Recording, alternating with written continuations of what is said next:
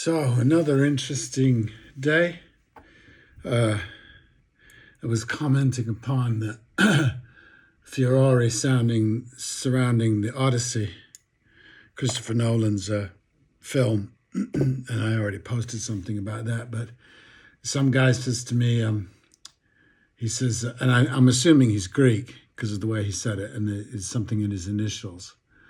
And he says, "Do you object? Are you okay when a black girl plays Juliet?" And then he says, "I'm not okay with Lupita Nyong'o playing Helen of Troy." And I thought, well, I'm just gone from you. I'm just gone from this set of priorities, this thing, and it's happened quite simply. It happened quite gently. And it's just been this process that I've been at for 3 or 4 years of kind of exploring, and that something like that happens, and you look back at it and you go, "Oh, I see what has happened." There's just this great separation. Of course, what this man, I assume it was a man, it might not have been a man, or thought of Charlize Theron being in the movie, or Anne Hathaway, that clearly not Greeks. He commented on she, he, she, it, they, commented on Lupita. And, you just want to say, well, yeah, I guess you're a racist. So anyway, the man said, "I love my people."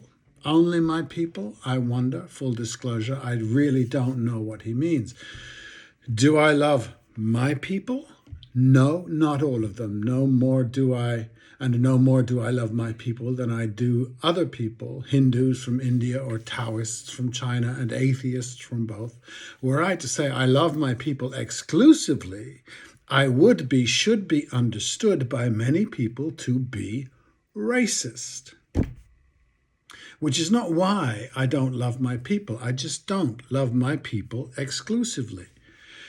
The acts of my people, of my ancestors, look at me, are they lovable, to be proud of or emulate? Maybe they are to the people who love my people, who are my people. Do they love and respect the spread of Christianity? Not how it was done, which has been revised and revised, but even that it was done. Were I a minority, does this make the statement benign or admirable? I love my people. I think so. There are many reasons to love, and common identity as an oppressed people is surely one.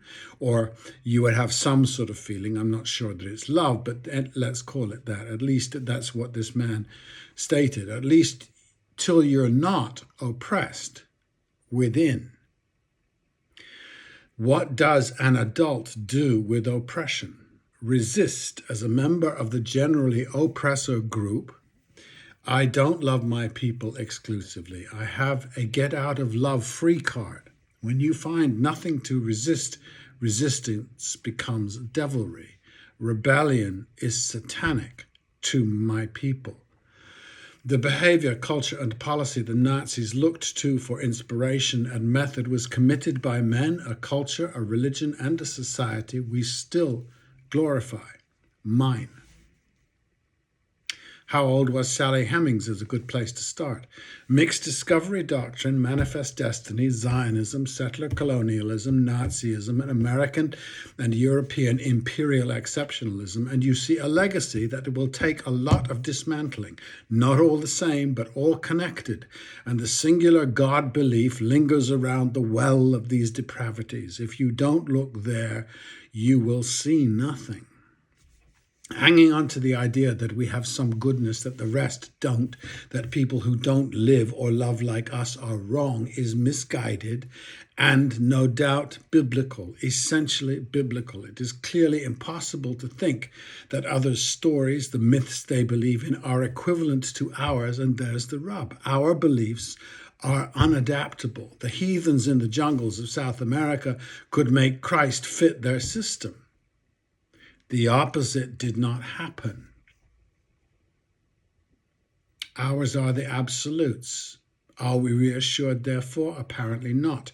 We are the agitated ones, the manic converters.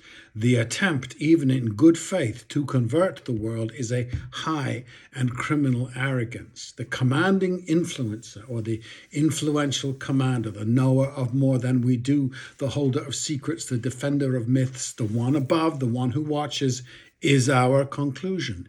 It is effective, and therefore we need effectiveness. It is the encounter with life that is obedient and reassuring, accepting all the rest. The source of goodness? Hardly. Sam Altman stammers when asked the root of his AI morals by one who prefers Jesus, and the world mocks Sam. Perhaps this disdainer, particularly Glenn Greenwald, a man I otherwise follow and respect a good deal, is religious since 2 years old, or he has the hangover we all do. The Western notions of hierarchy are all Christian. The cathedral was built with a roof that covers us all, atheist and pagan too. Here we cower in the light of the stained glass, insisting these livid old men are meaningful. But my heart is full of imps and dragons, all equal in life force, all valid in expression, not reduced to language on paper. There ain't no way around it. Is there a drug to be took, a sleep to be slept, a resurrection waiting to happen to free us of this meddlesome priest, this soft and paternal touch? I am not a practicing pagan. I don't do rites or throw swords into rivers, but I hear its songs. And they are enough. I am studying in my way the religious causes of our current behaviors, genocides and tyrannies. And I do it alone, apparently, in the masses of discussions I read or listen to about Gaza or the collapse of the West. Religion is not hinted at by anyone.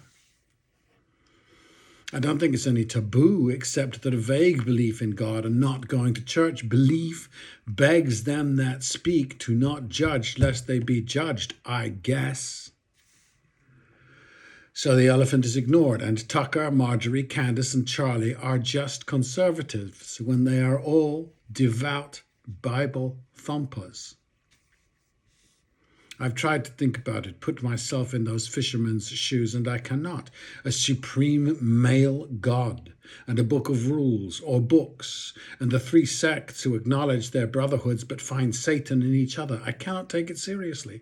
And all the dreary scholarship that doth attend it, but always with this superhero in charge, with these ancient children in charge in robes of gold. It is so far past the post. Muhammad heard voices, I'm sure he did. I do too every now and then.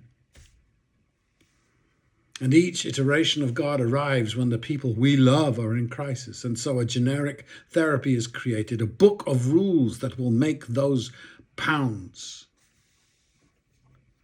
just melt away. And psychoanalysis that is the latest child of God, not intentionally. Jung didn't mean it that way, but neither did Jesus. Maybe it is all Paul, the great reader. The last symptom of tonight, children, the need of heroes beyond the age of 15. A process interrupted. I think the transformation into manhood or womanhood does not happen because no one is transformed when they are created of dust and rib. One needs to ask permission. Transformation is taken off the table by daddy. It is sad and understandable and still unforgivable.